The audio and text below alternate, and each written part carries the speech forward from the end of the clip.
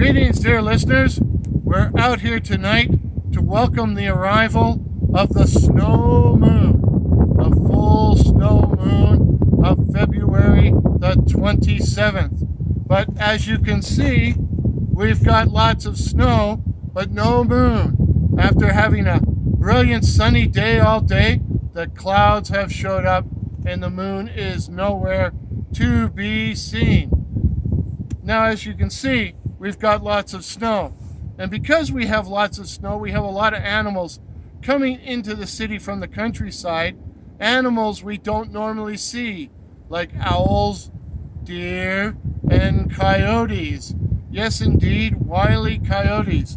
Now, it's been so cold around here lately that our garage door is frozen open. So every night around midnight, I've been going out to check the car. It's in the garage, but the door is frozen open. So I go out to check the car, make sure it's plugged in. The doors are all locked. And of course, Dr. Curious, Mrs. Curious, said to me, "You should be careful when you go out to check that car. There are coyotes around." And of course, I totally ignored this sage advice. I totally ignored it. Nah, don't worry about coyotes. Well, the other night, I went into the garage, and no sooner had I stepped into the darkness when I saw two big red eyes looking at me from the corner. So I grabbed my flashlight and I shone it towards the red eyes, and there, crouched on the ground, ready to spring, was a coyote, and it snarled at me. So I flashed my flashlight, my LED flashlight, in its eyes and slowly backed up and got back inside the house and said, "Ooh, that was a close call," and I collapsed into my usual chair by the dining room table. And then I looked up, and through the dining room window, staring at me, was a coyote. And I said, "How is that possible? This window's over 6 feet off the ground." And then I realized that coyote's awful thin and awful emaciated and awful mangy. And then I said to myself, "It's a skinwalker. It's a skinwalker." And then I heard its voice say, "Warren, Warren, let me in, let me in." Well, I ran over and I closed the drapes tight. And then I ran around and turned all the lights on throughout the house and made sure all the doors were locked. And all the time I could hear it walking around, tapping on the stuccoed wall, tapping on the windows.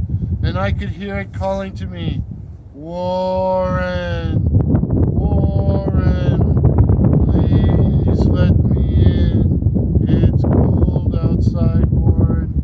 Let me in." And I was terrified. So I did what you do when you're terrified. I jumped into bed and pulled the blankets over my head.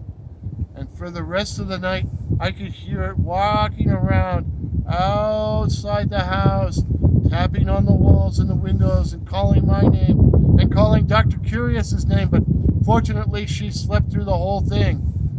Oh, well, the next day when the sun was out, I went outside, and all around the house I could see coyote tracks. And beneath the dining room window, there was a great big snowdrift. So it would have been possible for a real coyote to have climbed up it and looked in the window. But since when can coyotes call you by name? So, dear listeners, what do you think? Was it a coyote or was it a skinwalker? Let me know in the comments, and stay safe, stay subscribed, ring the bell so you don't miss any upcoming videos, and feel free to share this video with anyone you please.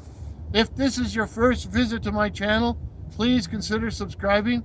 My name is Warren, and I write and tell original ghost stories and original horror stories featuring such cryptids as night floaters, werewolves, and the black-eyed children.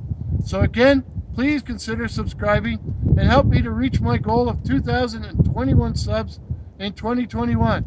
Well, the moon still hasn't showed up, but I'm going to ask the lovely and talented camera crew to just give us a brief panorama shot, because she's probably freezing, of the haunted college. Oh! Lights, camera, action! We're on stage! Wow! Lights, camera, action! Take number 1. I'm going to ask her to give us a panorama shot of the haunted College Avenue campus directly behind us. Until midnight, cheers!